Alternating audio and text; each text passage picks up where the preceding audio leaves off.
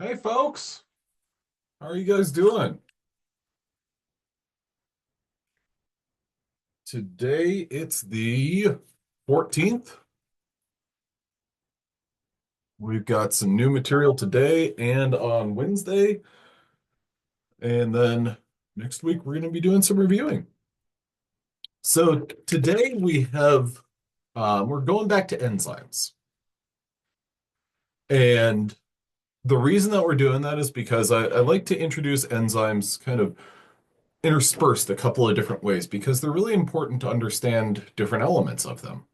And so I like to, we've talked about inhibition. We've talked a little bit about how enzymes catalyze or what an enzyme does. And now today, what we're going to get into is catalyzing reactions. As you can probably see here, I used Canva to prepare this lecture, and I like it. So enzymes, we're talking about mechanisms and classifications. And so we are going to go ahead and proceed. So when we talk about an enzyme mechanism, this is just like an enzyme, or sorry, this is just like a reaction mechanism that you saw in organic. In organic chemistry, you talk about, I remember whenever I took organic chemistry, I had this book. It was like a recommended book, but not a required one. And it was called Pushing Electrons. And essentially the book was just like, you would draw, be something like A negative charge, and then BH plus. So basically, you would show the mechanism. Here's the electrons going to get that, and it was really helpful. Now, that's a challenging topic to me personally. I think that some people are really adept at it and they work hard on it. Um, and we are, as biochemists, still interested and still concerned with that. Still concerned with the question of, well, where are the electrons? And so what we're going to be looking to answer is the question, where do our electrons kind of start out and where do they go? Um, and so we're going to be talking about an enzyme mechanism and kind of the different strategies that different enzymes use in order to catalyze mechanisms. Now, we also want to bring up this idea of classifying enzymes. Um, Whenever you think about enzymes, like I'm going to go ahead and give you some share some of my thoughts with respect to this and coming up with like numbers. Um, if I told you that the human genome had, let's say, 50,000 genes, I'm just giving you a kind of large number, just a kind of arbitrarily large number. Um, and then let's say of those genes, they were able to those can be translated into, let's say, 15,000 enzymes. Um, Understanding every single enzyme, every single one of those 15,000 is going to be extremely complicated. And that's just like too much information for the human mind to kind of wrap around. So, despite that complexity, we can classify enzymes into a small number of groups. So what we're going to look at is what make enzymes or what makes an enzyme act similar or different from one another, and what are some of the things that make them all kind of similar or universal. So when it comes to enzyme classes, there are a total of seven different classes. Historically, uh, if you have an older biochemistry textbook, and when I say older, I mean something that's maybe as recent as like 2018 or so, there are probably only six categories. But this seventh one has been added kind of recently. These groups are determined by the type of reaction that they catalyze. Now, could I see in the chat, could anyone um, say Y or N if you're familiar with an IP address? And I know I'm switching gears a little bit, not talking about a biological molecule, but rather like a computer. Does anyone know okay, cool. So an IP address. Now, I will avoid using terminology that I don't know, but I know that my computer has an IP address and it looks a little bit like this. X.X.X.X.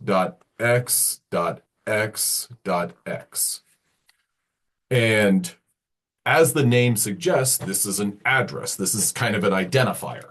And within where these X's are, there's going to be numbers that, if I remember correctly, they go as high as 255. I can't remember exactly, but um, if I had, let's say that somebody gave me their IP address and it was 46.0.21.17. And I am speaking a little bit out of my realm, but this number I could, or a savvy computer user could use that number to kind of narrow down geographically where they are or make a pretty reasonable guess. And of course, if they have a VPN or a virtual private network, then of course it gets a little bit more complicated. But this gives some info about, I'll say, I'll say location, um, but more than anything, it gives kind of gives info. I'll just leave that as period. Gives information about location. That's specifically what an IP address does, but more generally, this gives information. Um, and I bring that up because enzymes have a similar scheme. Now, what I'm going to introduce is numbers that correspond to this first X. And whenever I say, oh, yeah, this is the first X, um, every enzyme is going to have a number scheme that looks like this 1.1.12.17. This number right here will range from 1 to 7. Now, those numbers are what I'm going to be introducing right now. So this EC here is your enzyme classification. 1, 2, 3, 4, 5, 6, and 7. Now, what's important to know about these numbers is these numbers, these 1, 2, 3, correspond to the first digit in what we'll just call an enzyme's IP address. So, what is significant about this is if somebody tells you that they are working on an enzyme and that enzyme has the address, I'll just call it an address of 3.4.1.12. That first digit that I'm putting a star over gives you information about what that enzyme does. And that information is that this enzyme that you're looking at is an example of a hydrolase. So a hydrolase is a type of enzyme, and what it does is it forms two products from one substance using water. Okay. Now, I'm going to go ahead and show you an example of a hydrolase, and then I'm going to toggle back and we're going to work through 1, 2, and so on all the way up to 7.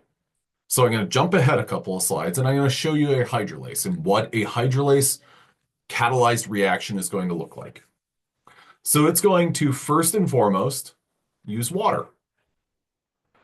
Second, it's going to have a molecule, a substrate, that will be broken into two pieces. So that water that you're using as a part of this reaction, as part of catalyzing this reaction, will split your substrate into two different products. So you can kind of think about this, a hydrolase, as a break a bond with water. That's effectively what a hydrolase does. Now, with that in mind, you might be thinking, okay, well, let's look at some of the other numbers. Now, what I want to show you is, I'm pulling this up. The EC stands for an enzyme commission number. And I want to share this right here. Okay, so this enzyme nomenclature database allows you to search and it allows you to kind of explore these different things. So whenever I click enzyme class or search by enzyme class, what that's going to do is going to give me basically, well, if I want to display my classes only, this gives me 1 through 7. These are the general classes that every single enzyme is going to fit into. You know, all of those 15,000 potential enzymes that I mentioned a moment ago will fall into one of these 7 different categories. Okay, can I get a Y or an N if you follow? Okay. Now, the other numbers. Okay, so we've got a second digit. And I'm going to go with those hydrolases again. And here we go. As long as the leading number is a 3, that enzyme is going to take a substrate and use water and split that substrate into 2 different things. Now, as you can see here, we've got 3.1, 3.1.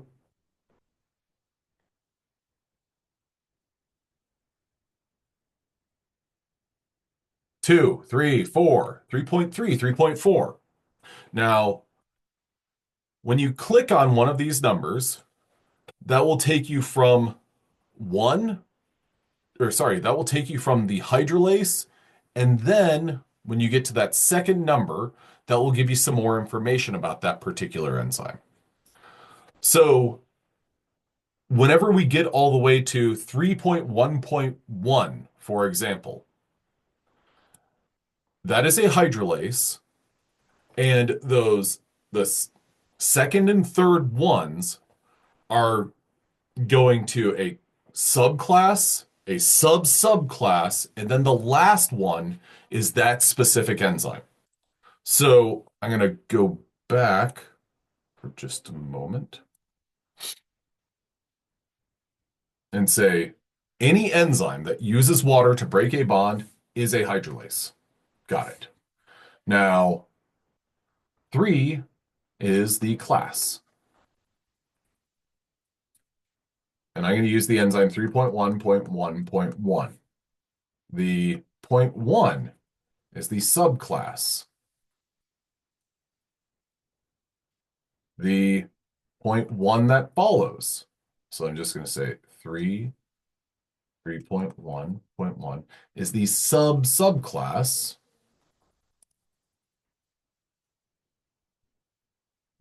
And then 3.1.1.1 is the specific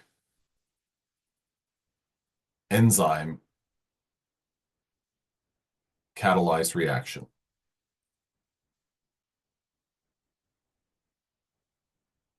Now, one thing that's important to recognize about these numbers is I want you to think about this as a chemist put this together. A chemist is curious about, well, what's the substrate? What's the bond that's being broken? What is the input molecule? What is the output molecule? Now, I'd like you guys to think about this and say, okay, well, a chemist is interested in that. How often does a chemist say, yes, but what organism? And is that a chemist's area of interest or is that more of a biologist's area of interest? It's a little bit more of a biologist area of interest. So whenever we look at 3.1.1.1, the specific enzyme that's referenced is not related at all to the organism in which it exists. So this is like, I always like to use this word, this is agnostic to the organism of interest. Now, what I want you to know is I want you to know the term associated with each of the numbers. So if I said 3, that's referencing a class. The point 1, so the second digit is referencing your subclass. The third digit is representing the subclass, and then the fourth digit is corresponding to the specific enzyme that is catalyzing that reaction. Could I get a Y or an N if we're good there on those kind of sequence of numbers? Wonderful. Now, if your leading number is a 1, that's an oxidoreductase. That is an enzyme that transfers electrons from one substance to another. So with an oxidoreductase, one of the things that we're going to see quite often is a molecule like this, NAD+. Now, NAD+ is an electron carrier. We talked about NAD+ and NADH. We talked about those in what pathways did we talk about those? I mean, we've talked about them a couple of different times. Perfect. I like it. Great, RP. So we've got NAD+, NADH. Those are electron carriers, which, RP, your responsive ETC, that's appropriate because it's Krebs, etc. If you like the king and I, etc., etc. Or the electron transport chain. Um, but we've got NADH that's carrying electrons, and what it's going to do is it's going to catalyze an oxidation reduction reaction. This NAD plus is your positively charged molecule, and NADH is neutral. So what that means is that this rascal right here, NAD plus, gains electrons to go from being positive to neutral. Now, pretty commonly when you talk about an oxidoreductase, an enzyme that's going to catalyze that is a dehydrogenase. Now, notice how this reaction is reversible. Well, just because NAD plus is used in, reading left to right in this reaction, NADH is also involved and utilized by oxidoreductases. So an oxidoreductase, I want you to have a good definition of an oxidoreductase as it's catalyzing an oxidation reduction reaction. And it corresponds to that first, or the number that corresponds to the class is 1. Okay, so we've got oxidoreductases. We've talked about hydrolases. Now we're going to talk about transferases. If you think back to all the different enzymes that we talked about in different pathways, these are pretty much the close to the big 3. Oxidoreductases, we've talked about those quite a bit. Transferases, well, we're transferring a functional group from one substance to another. A good illustration of that, or a good example of that, would be things like PFK1. And heck, I could have just left it as general as PFK, phosphofructokinase, taking a phosphate group from something and adding it to something. To illustrate that, here we go. We've got general substrate plus ATP yields ADP and a phosphorylated substrate. Now, does a transferase just act on moving phosphate groups? No. We're talking about movement of a functional group. Could it move a carboxylic acid? Absolutely. A transferase, the key for a transferase is that our leading number, our class is number 2, and we're transferring a functional group from one substance to another. Number 4, liases. Or actually, before I proceed, is everyone good on these 3? And if you're curious, I do want you to know the numbers that correspond to these classes. I want you to know what the different digits are in terms of subclass, subclass. Do not commit those different digits to memory or anything like that. That would be bananas. Sure. So this is our class. And if it's all right, I'm going to switch these to, you know what? Instead of an asterisk, I'm going to put a pound sign since that corresponds to a number. Number, class, subclass, then sub class, and then this is enzyme. Does that address your question, Madison? Okay, great. Absolutely. So EC4 or class number 4 are our lyases. These are going to add or remove a group. They may break a couple of different bonds. I always kind of think about lyases as they are breaking a bond. They are breaking a carbon-carbon, carbon-nitrogen, carbon-oxygen, or carbon-sulfur bond. Now, to look at what, or to take a look at that, I always like to compare lyases to hydrolases. Okay? Because if I look at a hydrolase, what I see is I'm breaking a carbon-nitrogen bond here. You know, just to use this as an example, here is a bond, and lo and behold, that bond is broken with the help of water. Here, what we've got is an enzyme where we have um, pyruvate, and we are breaking a carbon-carbon bond. Now, the reason that I always like to contrast lyases with hydrolases is we're breaking bonds in both cases, but the important takeaway of lyase, could anyone jump in and say what they recognize as a difference between a lyase and a hydrolase? They both break covalent bonds. Absolutely. No water is used for a lyase. So I always like to think about 3 and 4 as neighbors because they're very similar to one another in the sense that they break covalent bonds, but a lyase doesn't use water.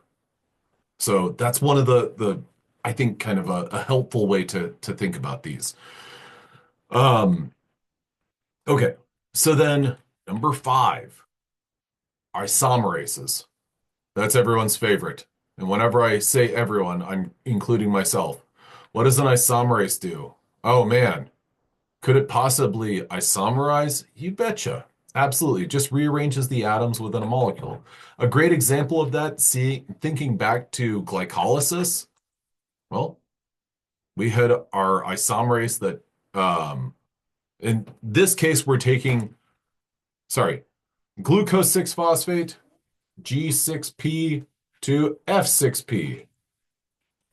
That's an isomerase. Here's another example of an isomerase that takes glucose. I just wanted to expose you guys to another enzyme, glucose 1 phosphate to glucose 6 phosphate.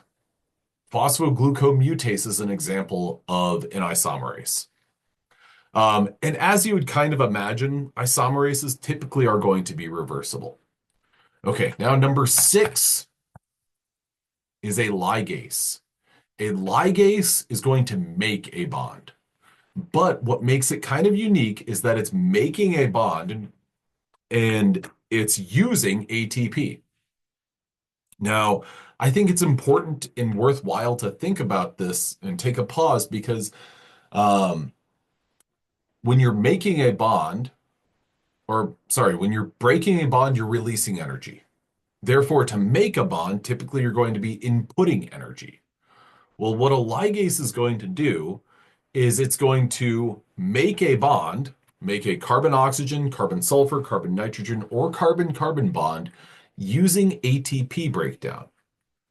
Now, that's interesting because have we talked about ATP previously? We did. We talked about it in the context of a transferase.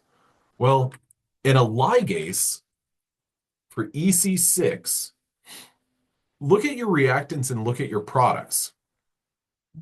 Pyruvate carboxylase. Okay, so that's pyruvate where you add a CO2 to it. Now, does anyone see a phosphate in either your reactant or your product? Add it to the chat.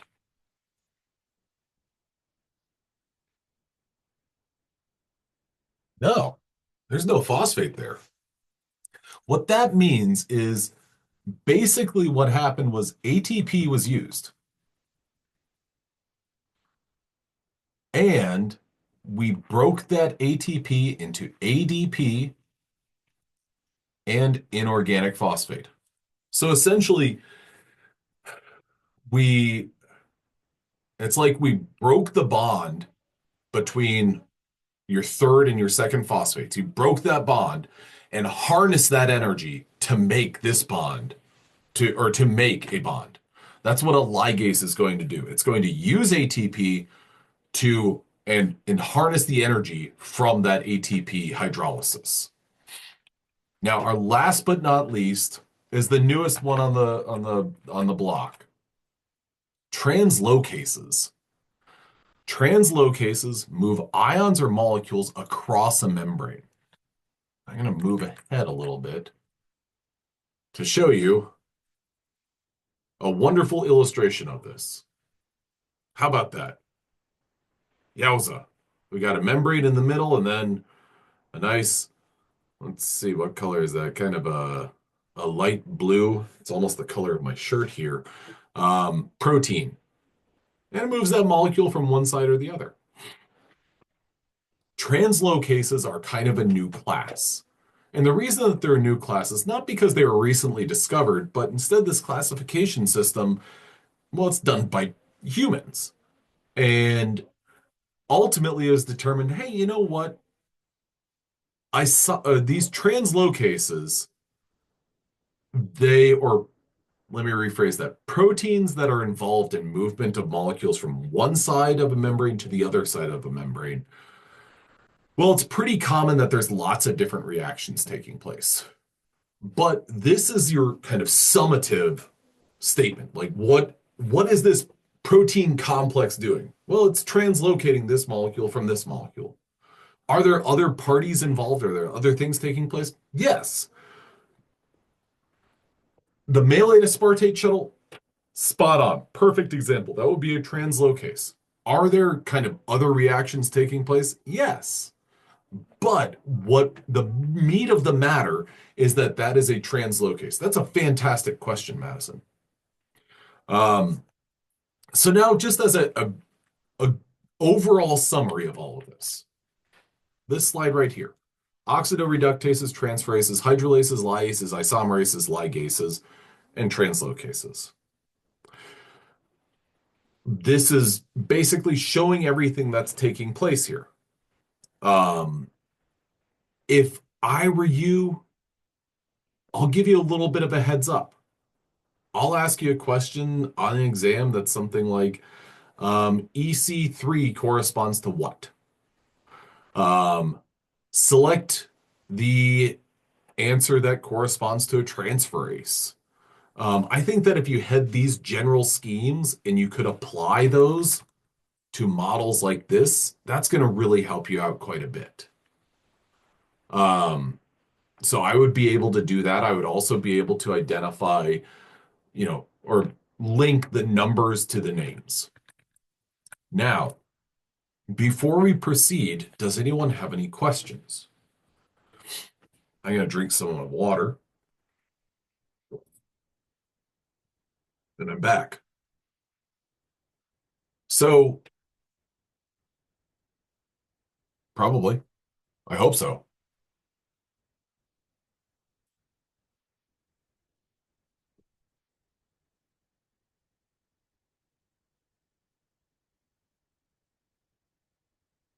So, when we look at these different classes, this is what every single enzyme is going to be categorized as. It's going to fall into one of these 7 different categories. Now, with that in mind, all of these enzymes are going to do kind of different types of chemistry. And when we look at something like we did, when we look at a specific reaction, we'll see how that chemistry plays out. We'll see the mechanism that's actually being involved there. Now, with that in mind, this is a pretty general question, but and add to the chat, what is an enzyme made up of?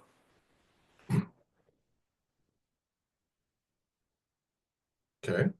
What are proteins made up of? Amino acids. Mean old acids. Respect that.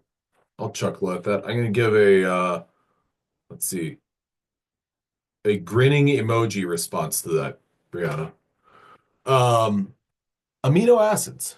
Now, with that in mind, uh, thinking about amino acids catalyzing reactions, do you think that it's important that you know the R groups of those amino acids?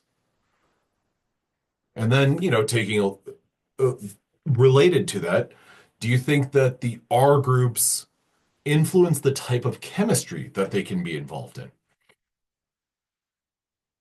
Like if we were to take something like, oh, whoa, whoa, whoa, Joel. If we were to think about an amino acid like proline, for example, or arginine, do you think that those are going to be involved in different types of chemistry? Yeah, proline. I mean, proline is just that's the ring. Okay, so it's got a different shape. Arginine, well, that's kind of a longer one with a positive charge. Um, so it's polar versus non-polar. Um, when we talk about amino acids and when we talk about enzymes catalyzing reactions, one thing that I want you to think about is an enzyme. Think about an enzyme as being like under the big umbrella of proteins. An enzyme is an example of a protein. So enzymes are typically made up of amino acids. And so the different R groups that make up that amino acid, they have different chemistries. Now, does that mean that every enzyme is limited to the different amino acid R groups that it has? No. What I mean by that is in an aqueous environment, like, within a cell, we've got an enzyme, and that enzyme is maybe exposed to like a sodium ion or a magnesium ion or a zinc ion, tons of different ions. Likewise, chloride ion. So we've got tons of different ions present. Those amino acids are going to interact with those different ions.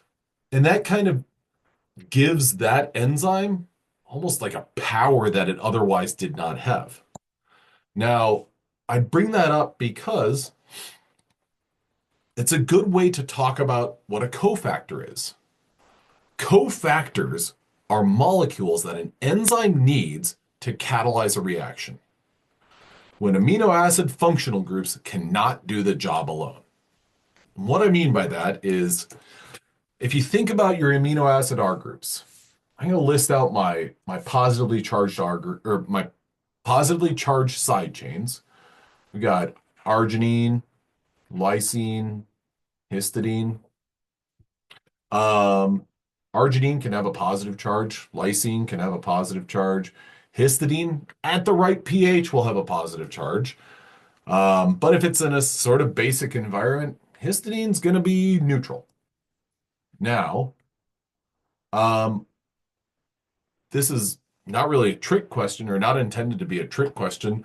If you have a single arginine R group, how many positive charges does that single arginine R group have? Keep in mind, the backbone is not really at play here. And the backbone, if it's within a polypeptide, it's not going to have a charge. Would everyone agree with me that an arginine will have one positive charge? Okay. Now, if you will, with me for just a moment, travel through time back to General Chemistry 1. Okay, we're there. Mg. That's a group 2 element. What's the charge on Mg typically? +2. Magnesium, a divalent cation. Um, does a single magnesium ion have more positive charges than a single arginine R group? Yeah, absolutely. So could it kind of coordinate or attract more negatively charged groups than a single arginine R group? Yeah, absolutely. So that is what I want you to understand as there are other entities, there are other ions, and there are other molecules in play that give an amino acid kind of, or give a protein or an enzyme a functionality that if we were just limited to the R groups of the amino acids, we would not have. So cofactors, we have two major groups. They are coenzymes or they're metal ions. Now, a coenzyme is going to be an organic molecule, and they fall into two different categories. So this is organic, and this is inorganic. Your organic molecules that are your coenzymes are going to be classified as either co-substrates or prosthetic groups. So I'm talking exclusively about the coenzymes. These are organic molecules. If an organic molecule is pretty temporarily associated with an enzyme, it is termed a co-substrate. Meanwhile, if a organic molecule is more permanently associated with an enzyme, it is considered to be a prosthetic group. So there's your two categories for cofactors that are organic molecules. An inorganic molecule would be a metal ion, copper 2 plus, zinc 2 plus, iron 3 plus, or 2 plus. Those are going to be metal ions. And those metal ions, they can coordinate and participate in chemistry of a reaction taking place. Now, one of the most important things about coenzymes is they get regenerated. So when you have an enzyme that, I'm going to jump back for a second to this right here. This is an example of an oxidoreductase that uses a coenzyme known as NAD+, and it's going to make NADH. Now, if you think about a biological catalyst, an enzyme, compared to an organic catalyst, which one is supposed to give us a lot of advantages? Which one's, I'm gonna put it generally, which one's better?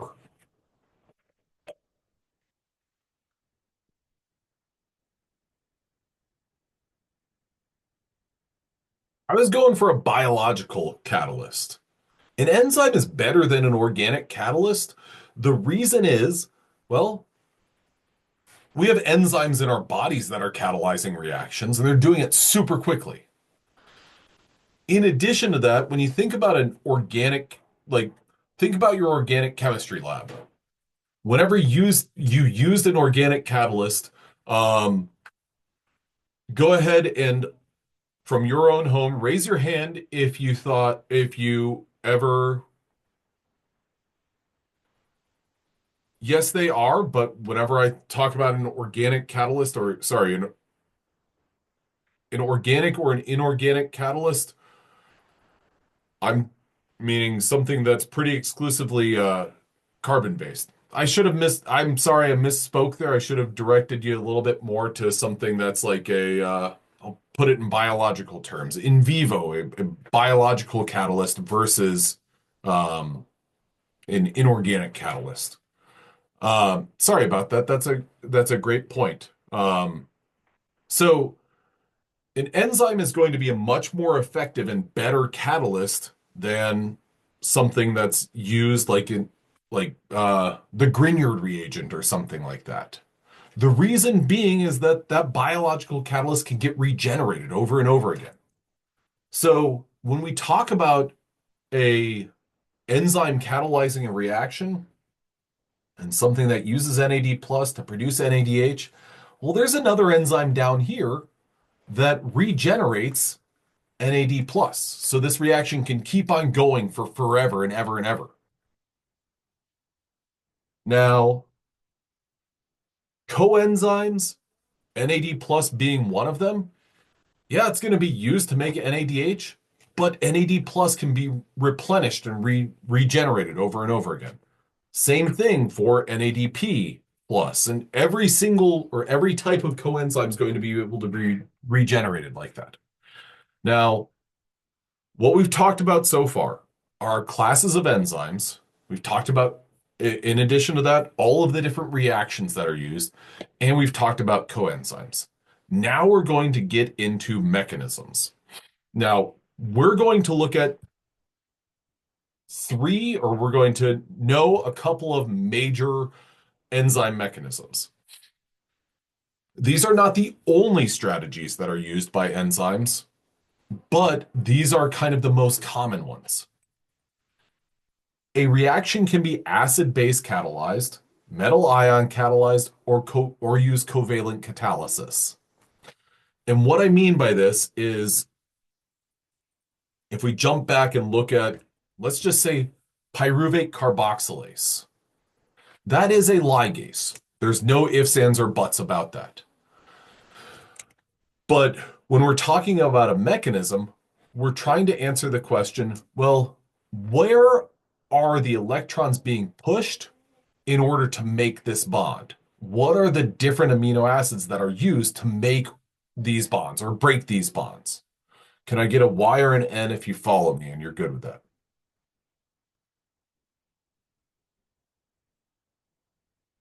Okay. Okay. So these are three of the most common examples.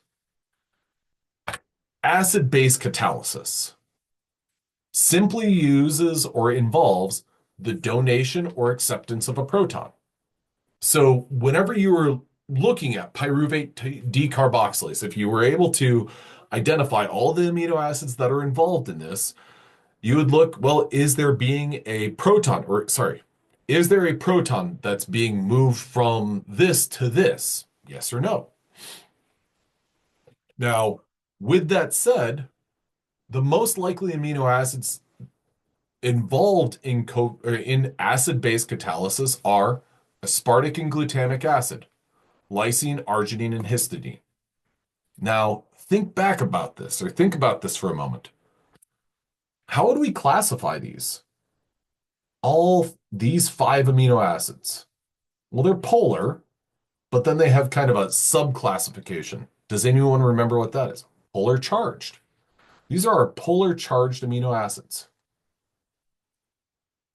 Now, I've organized this to, and I always kind of think about them this way, but our, looks like I'm drawing a witch or a Halloween picture there. Lysine, arginine, and histidine, those are my polar positive. Aspartic acid, glutamic acid, polar negative. By virtue of these being positively charged and negatively charged, they're great candidates to accept or donate a proton. Now, when you think about it that way, I want to see a response in the chat. A or B? Which amino acids, groups A or B, are more likely to act as an acid?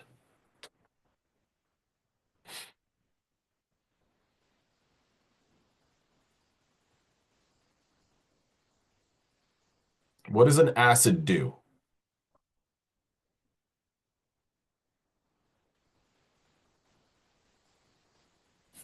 And take it back for a moment. HCl.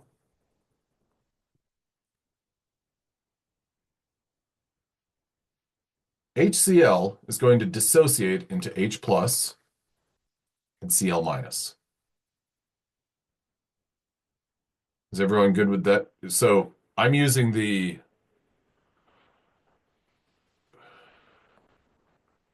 HCl is donating proton.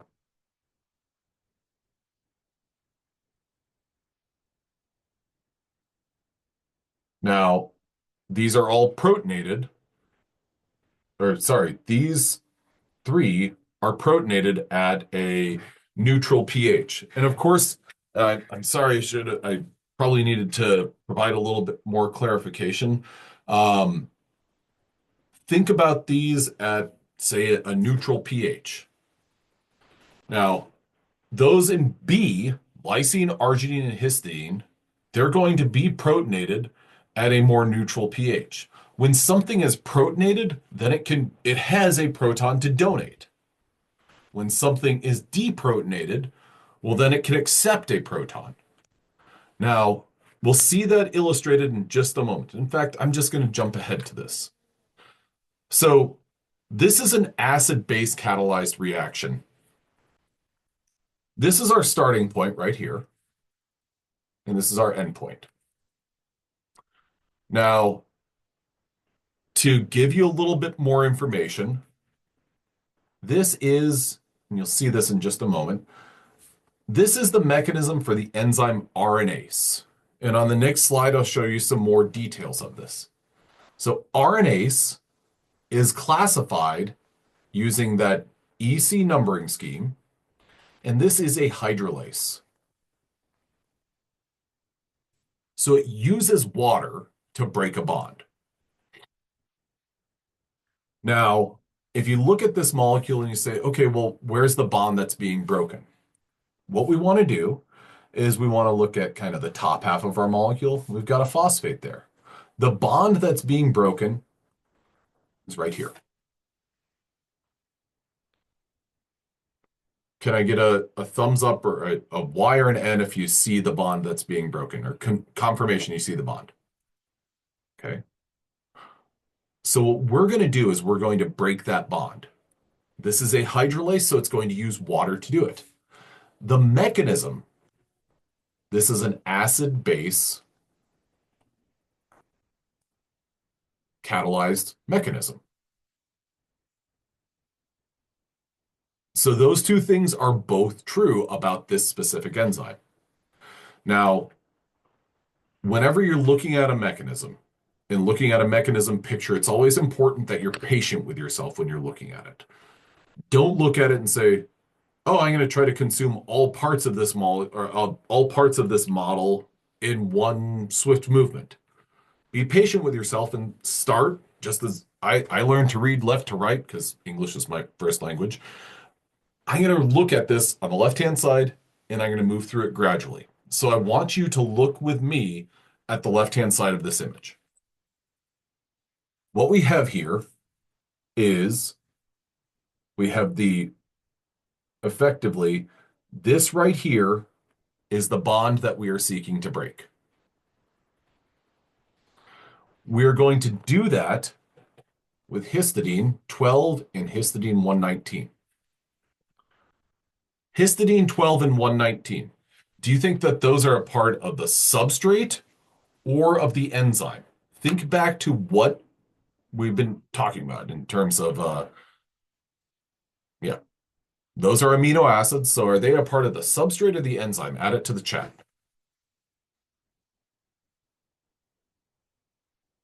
Perfect. They are a part of the enzyme.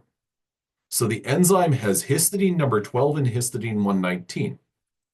What I want you to notice about histidine number 119 is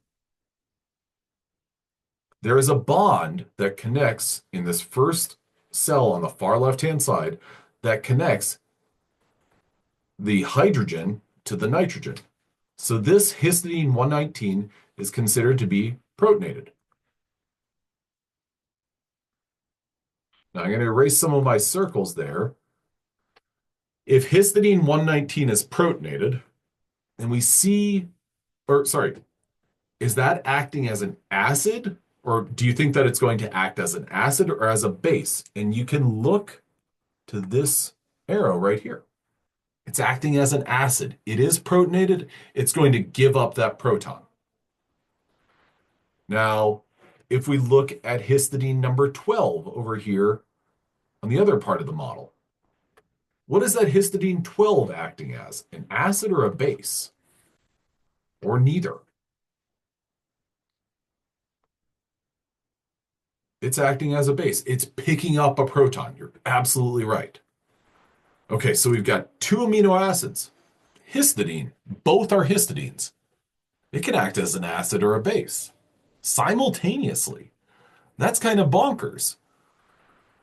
One of the reasons for that is because histidine's pKa value is pretty close to neutral. It's about 6.1. So at a neutral pH, excuse me, it's almost a flip of a coin as to whether or not a histidine's protonated or deprotonated at a neutral pH. Now, can I get a Y or an N if you're if you follow what's taken place or what we have in terms of our first cell? And what I mean is, can you identify the amino acids that are likely involved in movement of electrons or grabbing protons, releasing protons, and can you identify that bond that is going to be broken? Okay, excellent. Anytime you look at a mechanism, as specifically an enzyme catalyzed mechanism, I think the most important thing that you want to do is identify, well, what are the amino acids that are utilized in order to make or break a bond? Because as soon as you establish that, then you have a sense of, well, what type of chemistry is taking place here? Um, and it's always important to be able to distinguish, well, what's my substrate from my enzyme? Now, if we go over to our next cell, one thing that's important is that this group right here, that's been released. So our bond has effectively been broken. So our substrate has effectively been split in two. Now, in order to complete the job, what we need to do is get histidine number 12 and histidine number 119 back to their starting point. 119, 12, 12, 119. Now, when I circle histidine number 12 right here in my second cell, is that histidine, add to the chat, is that acting as an acid or a base? In our first cell, it was acting as a base, but now it's acting as an acid. It's kind of switched roles. We've broken our bond. Histidine 12 is now an acid, though. So although we've broken our bond, we're not back to or we're not in a position to restart all of this. Histidine 119.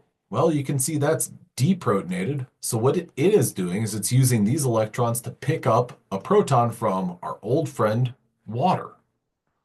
So it's going to then pick up that proton so that histidine 119 can then be protonated. Histidine 12 is going to be deprotonated. So essentially what happens here is water is used. In a sense, it's almost like, oh, well, water didn't really break the bond. Well, it participated in it. I got a private message that was, well, what is 119 and 112? Or sorry, 119 and 12. It's a fantastic question. I'm sorry I didn't clarify. Those are the different amino acid numbers. So if you think about a protein being, 250 amino acids long. Well, histidine 12 is the 12th amino acid, and 119 is the 119th. So that's a fantastic question. Now, since that question was asked, one thing that I'd like to bring up is, well, histidine number, or sorry, does this protein have other amino acids? Yes. Are they, and this is kind of a subjective question, but do the other amino acids, are they important? That's a subjective, that's a vague question. That's not a really good question. Yeah, they're important. Do they play a role directly in catalysis, in making or breaking this bond? No, they don't. All the other amino acids within this RNase, this enzyme, they're there to kind of hold the structure and the shape of the protein of the enzyme. But histidine 12 and 119, they do the work. Those are the amino acids within this enzyme that break the bond, that then use water to regenerate. Now, this right here is the other part of my substrate that's released and is in this third cell over here. Are those two amino acids ready to go again? Yeah, they're ready to bind a new copy of the substrate. and break that same bond again. Okay. Can I get a what? Let's say, how do I know? Well, I know because histidine number 12 has been deprotonated. Histidine 119 is now protonated. If you're asking kind of to take that, well, how do I know that it's histidine? Is that what you're asking? Or how do I know that it's protonated or deprotonated? Um, Whenever you're studying an enzyme, what people will do is they'll take, because in our starting cell over here on the far left, histidine 12 was deprotonated. And then in our last cell, histidine's deprotonated again. Then 119 is protonated in the starting point, and it's protonated again in that end point. So this is all like cyclical. Does that answer your question, Brianna? Okay, cool. So an acid-base catalyzed reaction is going to basically just move a proton. It's going to accept a proton, amino acids within the reaction, or sorry, amino acids are going to accept protons or release protons or donate protons. If something can donate a proton, it's acting as an acid. If something is accepting a proton, it's acting as a base. Now, the the next of our three is known as metal ion catalysis. And in this case, a metal acts as an acid, it stabilizes charges, or it mediates a redox reaction. So the most likely amino acids involved in metal ion catalysis are histidine, aspartate, glutamic acid, or cysteine. Is that the only amino acids? No, but those are your most likely candidates. Then last but not least is covalent catalysis. What sets covalent catalysis apart from the others is that a covalent bond is formed between the protein and the substrate. In order for that to happen, in covalent catalysis, you have to have a nucleophile and you have to have an electrophile. The protein will always have the nucleophile. Now, when you're hearing that and you're thinking, okay, well, how? Or what is going to be my nucleophile? Well, if we think about these different amino acids, serine, tyrosine, cysteine, lysine, histidine, if we take serine, for example, that has an OH group. Well, that will act as a strong nucleophile. That will act as a good nucleophile. Lysine, histidine, those can, if they're deprotonated, they can act as nucleophiles as well. Are these the only amino acids that can act as a nucleophile? No, but these are kind of your most common ones. So what I want you to know about your different types of catalysis is that an enzyme like RNase it's going to receive that numbering scheme. It is a hydrolase.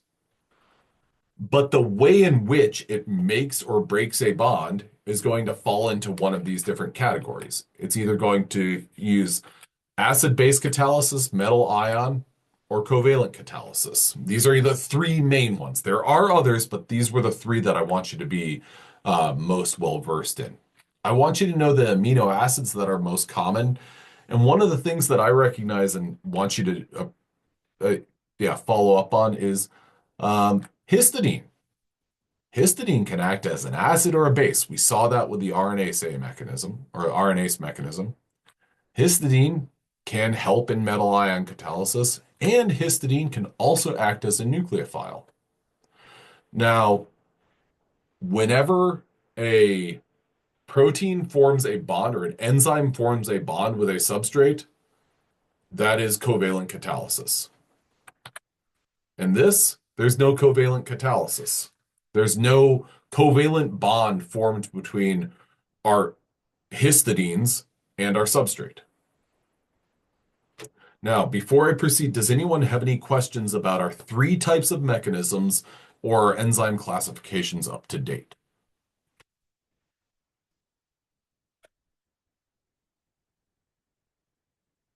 Can they happen at once? Can they? Yeah, absolutely. Um, there are certainly examples of acid-base catalysis taking place in order to make a nucleophile. So that's a fantastic question, Brianna. I like that. That's a great question. Does that answer it?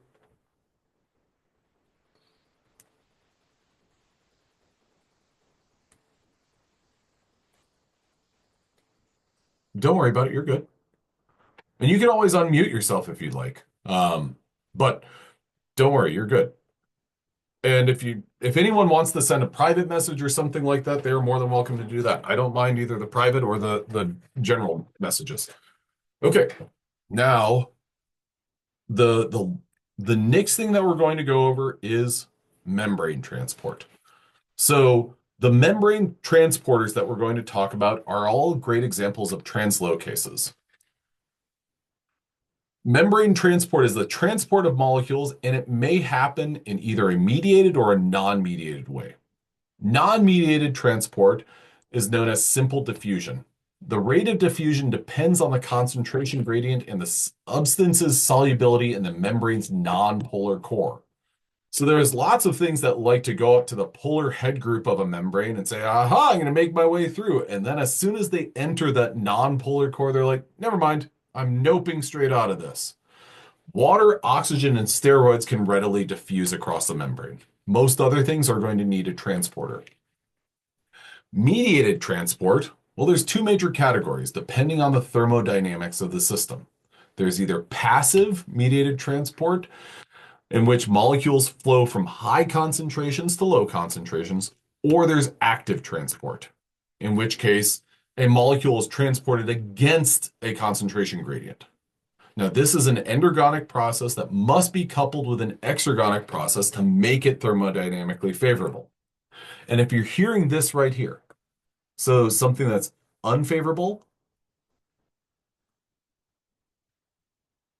plus something that's favorable, well, we've kind of seen, jumping back a little bit, a ligase is a good example of pairing an unfavorable process with a favorable process using the energy released from ATP hydrolysis to drive another reaction.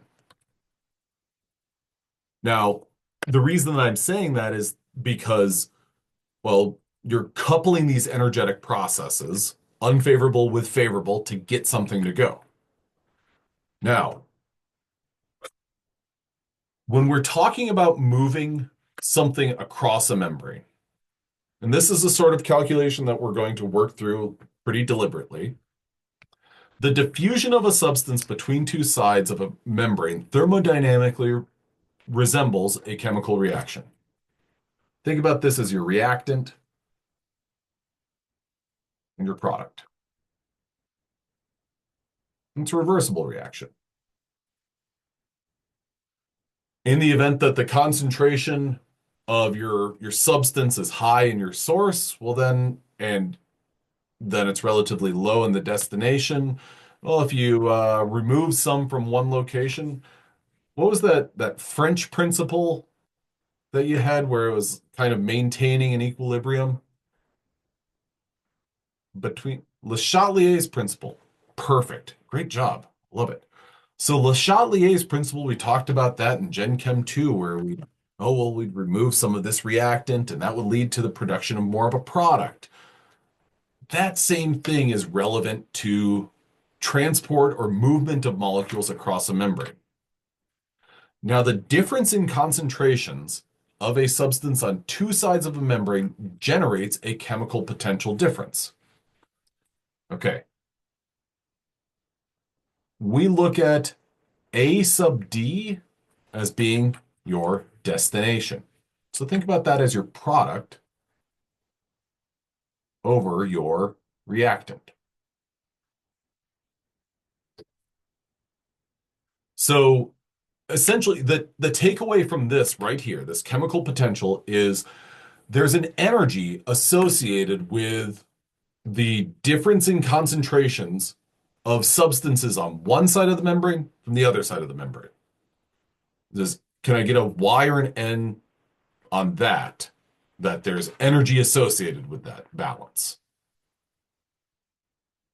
Historically, whenever I've shown delta G, that's when it it feels a little. I don't say this jokingly, but it's almost like there's bad memories come back from Gen Chem 2. Now, with that, but just so we're all on the same page, everyone is good with yes, there's energy associated with something being on the outside and something being on the inside. Deal. Now, that is referred to and known as the chemical potential. Have I talked at all at this point in time about charges? Have I talked specifically, oh, well, this ion on this side or this ion on that side? I haven't. I'm just talking about molecules. Now, I bring up ions because they're going to add another wrinkle to it. The movement of ions across a membrane also results in a charge difference, generating an electrical potential difference. So, to translate that, if you have 100 sodium ions, and I'm not even writing the positive, 100 sodium ions on as your A destination, so your product, and then you have 20 sodium ions.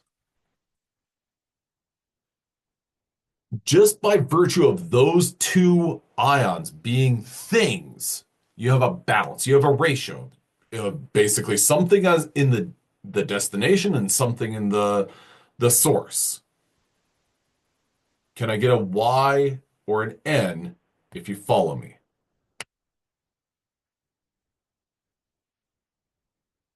Okay.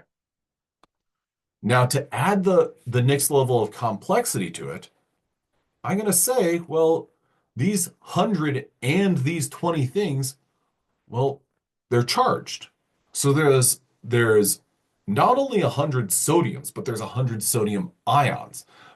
There's 100 positive charges, and then there's 20 positive charges. So there's two factors there. There's the hey, it's two different or the same thing on two different locations, but there's also charges. So we have what's known as an electrical potential. So there's energy associated with that.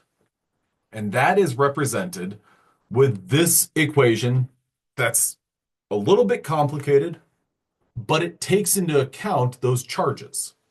Now, to give more, so whenever we're talking about ions being on two different sides of the membrane, we have the chemical potential, the energy associated with that, but we also have this electrical potential because these are charged things. We combine all of that into one equation.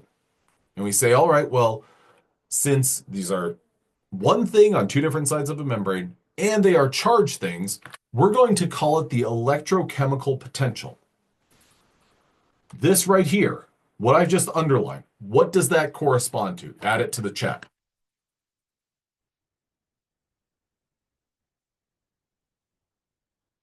The chemical. Perfect. Then this is our electrical. So we have our electrochemical potential. Now, I didn't introduce any of the players involved in my electropotential difference. Z sub A is the charge on the ion. F is Faraday's constant. And delta psi is the membrane potential. It is. It's a lot like action potential. Great. Thank you very much, Kristen. Now, if we're talking about a sodium ion, what's the charge on a sodium ion? +1. Perfect. So what do you think goes in to that Z sub A? +1. Do you think that this positive is important?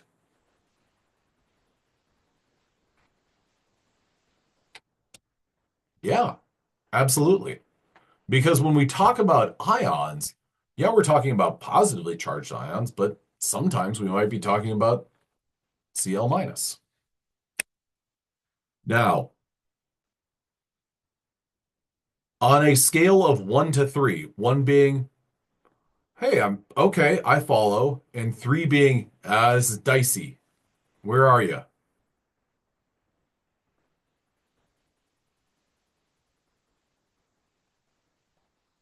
Is it dicey because I haven't introduced any numbers? I hope that's the case. So we're going to work through a calculation. No, sorry, three is the dicey. I flipped it on you. Sorry about that. Yeah, three is this is dicey. One is I'm good. Okay, well then I'm happy to hear that you guys are both threes if you're mixed up about the threes. Okay, cool. Good, good, good, good, good, good. So with that, the next slide is a bit of information, but it's the information that's essential for doing one of these calculations. Now, membrane potential by default is represented as delta psi. This is an important detail. This is measured as the potential inside the cell minus the potential outside of the cell. A negative number indicates the inside of the cell is more negative than outside. Now, if there's a, hey, I've got to remember one thing from this slide, it's this right here. If an ion, positive or negative, if an ion moves from the outside to the inside, then the membrane potential is fine. And what I mean by that is if you're reading a problem and you are given this piece of information, delta psi is equal to positive 30 millivolts, then you do nothing to change the sign. So if we're talking about an ion going from the outside in, then you would say, okay, cool, check. Now, if, however, the ion moves in the opposite direction, if an ion moves from the inside to the outside, and you read the problem and it says delta psi equals positive 12 millivolts, and we have an ion moving from the inside to the outside, then what you need to do is you need to say, okay, well, delta psi, therefore, is negative 12 millivolts. So when you're reading a problem, that's what you need to look for. Am I talking about moving from the outside in, or am I talking about moving from the inside out? I feel comfortable crossing out almost for this next thing and saying, always, the cytosol is the inside.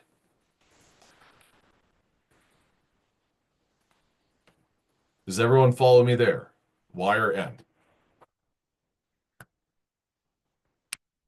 Okay. So with that in mind, let's take a look at this down here. Is it favorable from a charge standpoint to transport a chloride ion into a cell when a delta psi is negative 60 millivolts?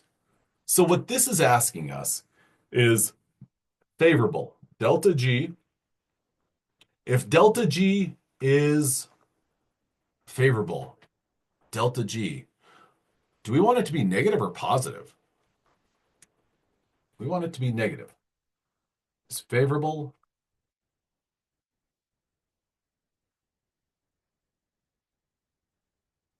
Therefore, negative. This question down here, does it ask anything about the chemical potential? It doesn't. It is explicitly stating, or is it's just asking us, well, from a charge standpoint. So just looking at this right here, And you might see Z sub A, Faraday's constant, delta psi, and be like, ooh, I've got to have some numbers to throw in there. You don't. What this is asking us is delta G negative, given this information? Well, let's look. Z sub A. What should I put for Z sub A for this problem?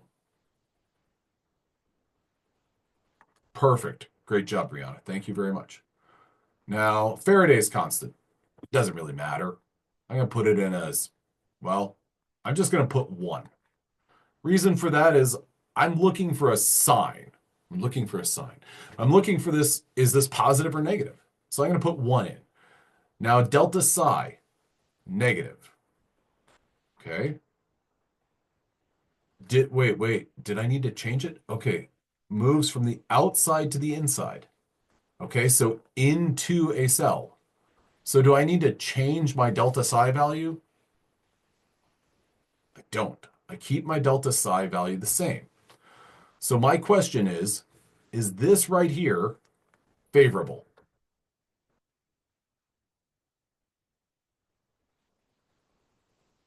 -1 times +1 times -1, it's going to give me a positive value. So no.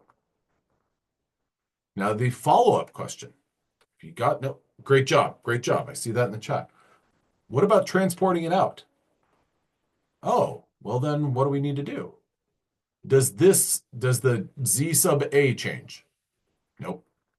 Does Faraday's constant change? Nope, it's constant. What about our delta psi value? Oh, that flips. That's positive. Therefore, yes, favorable. Does that make sense? Okay. There's a couple more slides, but I'm not going to be like, oh, we can cram this in the next 4 minutes, 3 minutes. So I'm going to stop right there. We'll work through a problem like this in class on Wednesday. In the meantime, though, I'm going to say thank you so much for coming to class and thank you guys for the engagement. You guys did a great job, and I feel like we made good progress. Madison, what's your question? Oh, about the final. Got it. Thank you for asking that. The final is not optional. The final can replace everything, but the final is still a portion of your grade. I'm sorry, I the crying emoji must persist. Eh, Thank you for asking. Okay, well, thank you guys so much. Angelica, oh man, I'm writing down because I'm starting to write the final 8 p.m. Yeah, look at I will send an announcement out. It looks like everyone's saying that it's 8 p.m. I will look at final exam time and send an announcement. That is my note for me. I will do that later this night or this evening, 8 to 10:30 p.m. Yowza. Okay. Um, I will thank you very much, Mackenzie. I trust you. I'm gonna send it out with a screenshot for everyone later today. Screen plus screenshot. Um, but I hope you guys have a great evening, and I will see you guys on Wednesday. Can I ask a quick question?